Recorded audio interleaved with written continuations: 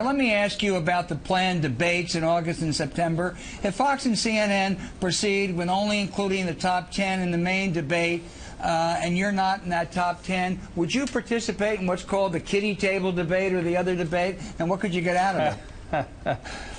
You know, I'm not excited about being at a kiddie table. The Manchester Union leader has said that they're going to host a debate, I believe, the day before. I do intend to do that. But, Al, I'll tell you, August 6th isn't what matters. What matters is November of 16. So wherever we are, whatever happens a few weeks from now, that doesn't concern me. You fight hard. You make the case to the American people. It's not where you start. It's where you are next November.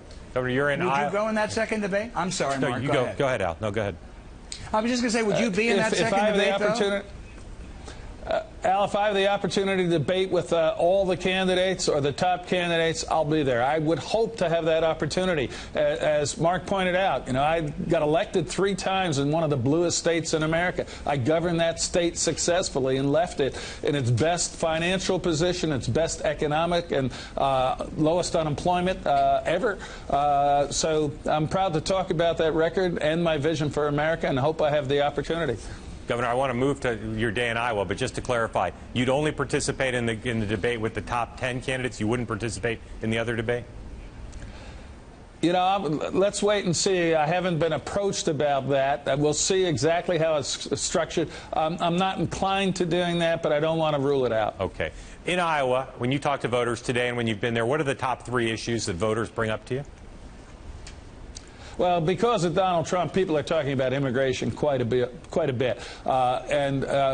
With one part of Donald Trump's analysis, I agree. We have to control the border. We have to do everything we can to seal the border. But that doesn't mean you demonize Mexicans who are here, the vast majority of whom to build a better life. The second is the economy. You know, for all the unemployment numbers, still a tremendous sense that too many people aren't earning enough, don't have enough confidence in their economic future and the opportunities that exist in this country. And then the third one would be security and ISIS. You know, we just had the warning about the 4th of July. Thankfully, nothing happened. But I think there is an awareness that we are at risk of attacks here in America. Probably, in my view, the greatest risk of attacks since September 11th.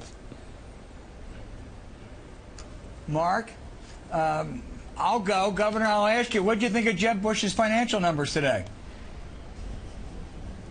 I honestly didn't see him. I've been out on the road here in Iowa, and I'm not sure what exactly he announced.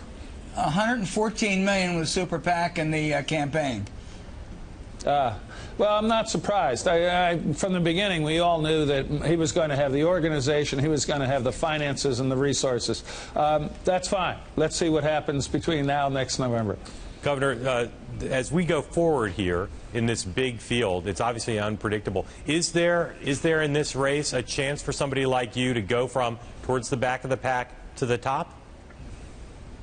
Absolutely. That's why I'm doing this. You know, I believe in my vision for America. I believe the people want someone who's not going to look to divide the American people for political benefit, but unite us for the public's benefit. Someone who doesn't just talk about reducing the size of government and replacing dependency with opportunity, but someone who's actually done it. And I have done that. And I know I could do it in Washington. So if I'm a Republican voter, I want somebody who's going to win the race. I know I can do that if I get the nomination. And I want somebody who, after they win, are able to govern successfully and change the direction of Washington, even with a difficult Congress. I know I could do that. So, sure, I don't mind starting at the end. I do mind finishing at the end. I'm going to fight as hard as I can to be at the top. We only have time for one quick answer. What's the best thing you've eaten today? I haven't had corn on a stick. I actually had an ice cream cone I shouldn't have had. It was pretty good. Don't tell Libby.